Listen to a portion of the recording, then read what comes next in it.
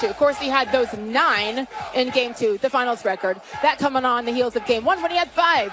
Stephen A. has also scored more fourth-quarter points than any player so far in this series. So let's get some of the obvious things out of the way. Number one, if the finals were to end today, he would be the MVP. Number one.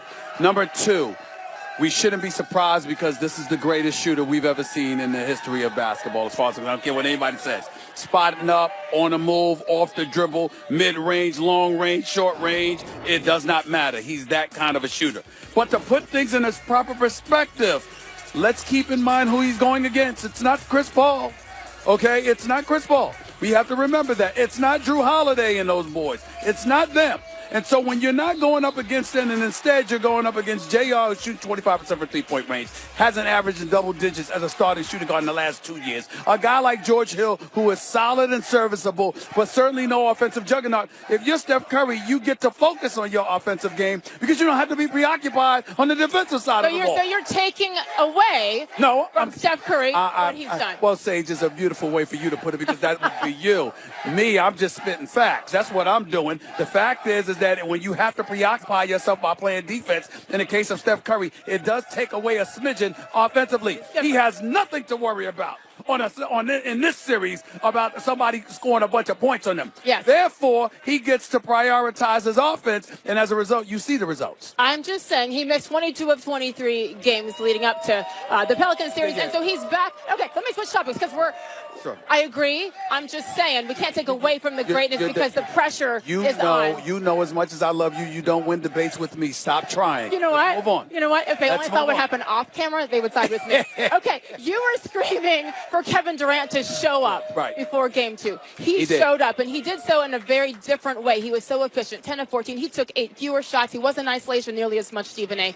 26 points both times, but very different 26. Well, that was different than what we saw from him in Game 1, but it's not different from the Kevin Durant that we've grown accustomed to seeing throughout his illustrious career. But you were begging for him to show up, and he did it. That's right. I was begging. I was demanding it because he did it in Game 1. In Game 1, he wanted no parts of LeBron James. I'm going to repeat it again. He saw LeBron James and wanted no parts of him in Game 1. But in Game 2, he resembled the Kevin Durant that is the superstar and one of the top 3 players on the planet Earth. He's a career 27-point-per-game scorer. He's a guy that once lost in the finals to LeBron, averaging 30 on 53% shooting. This dude puts up buckets. It's not a problem. So why would you suddenly have a problem like that in Game 1 where you just seem discombobulated and out of whack? He let the game come to him. He was calm, cool, and collective, and also helped Steph Curry in his way. And that's the superstar that I expect Kevin Durant to be.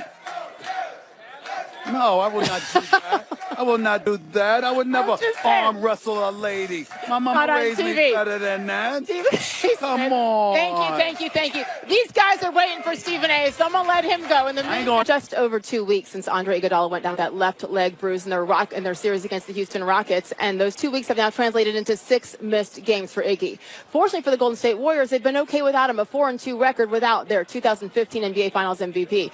But the Warriors are definitely fully aware that now that they're back in Cleveland, this series probably will shift. It tends to in the past 3 years, certainly, which is why today's good news could not have come at a better time. Shelley Smith has more.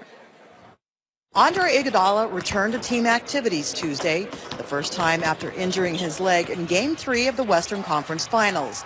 Iguodala did not speak with the media, but team trainer Chelsea Lane said he's close, and a decision will be made based on how he looked in practice. Just for him, just as a person to be healthy and be able to play in the finals now that we're here, I think that would mean a lot to him and give us an emotional boost as well. He's getting closer, and I'm hopeful that he can play, if not tomorrow, then in Game 4.